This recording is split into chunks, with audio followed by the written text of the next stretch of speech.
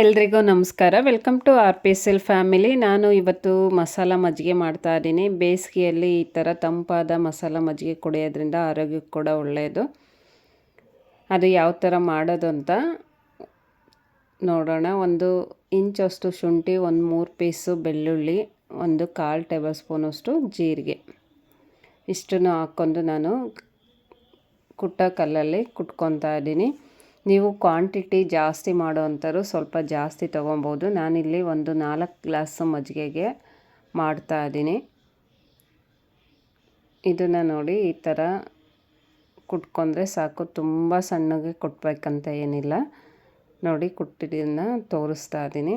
ಇಷ್ಟು ಕುಟ್ಕೊಂಡ್ರೆ ಸಾಕು. ಇದನ್ನು ನಾನು ಈಗ ಮಜ್ಜಿಗೆಗೆ ಆ್ಯಡ್ ಮಾಡ್ತಾ ಇದ್ದೀನಿ. ಅಂದರೆ ಗಟ್ಟಿ ಮೊಸರನ್ನ ನಾನು ಸೋಸಿ ಇಟ್ಕೊಂಡಿದ್ದೀನಿ.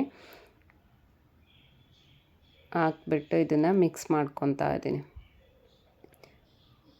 ಕೆಲವರು ಇದನ್ನು ಸೋಸ್ಕೊಂಡು ಕುಡಿತಾರೆ. ಸೋಸ್ಕೊಂಡು ಕುಡಿಬಾರ್ದು. ಈ ಥರ ಕುಡಿಯೋದ್ರಿಂದ ಆರೋಗ್ಯಕ್ಕೆ ಕೂಡ ಒಳ್ಳೆಯದು. ಯಾಕಂದರೆ ಕುಟ್ಟಿರ್ತೀವಲ್ಲ ಸಣ್ಣದಾಗಿ, ಮತ್ತೆ ಸೋಸೋ ಅವಶ್ಯಕತೆ ಇರೋದಿಲ್ಲ.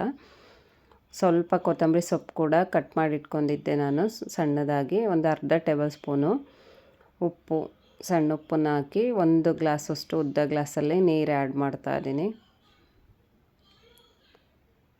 ಇದನ್ನು ಒಂದು ಗ್ಲಾಸಿಗೆ ಮಿಕ್ಸ್ ಮಾಡ್ಕೊತಾ ಇರಬೇಕು, ಮೇಲೆ ಕೆಳಗೆ ಮಾಡಿ. ಈ ಥರ ನೋಡಿ ಮಜ್ಜಿಗೆ ರೆಡಿ ಆಗೋಯ್ತು. ಈ ಥರ ಬೇಸಿಗೆಯಲ್ಲಿ ಈ ಥರ ಮಸಾಲ ಮಜ್ಜಿಗೆ ಕುಡಿಯೋದ್ರಿಂದ ಆರೋಗ್ಯಕ್ಕೆ ಕೂಡ ಒಳ್ಳೆಯದು, ತಂಪು ಅನಿಸುತ್ತೆ. Thank you for watching.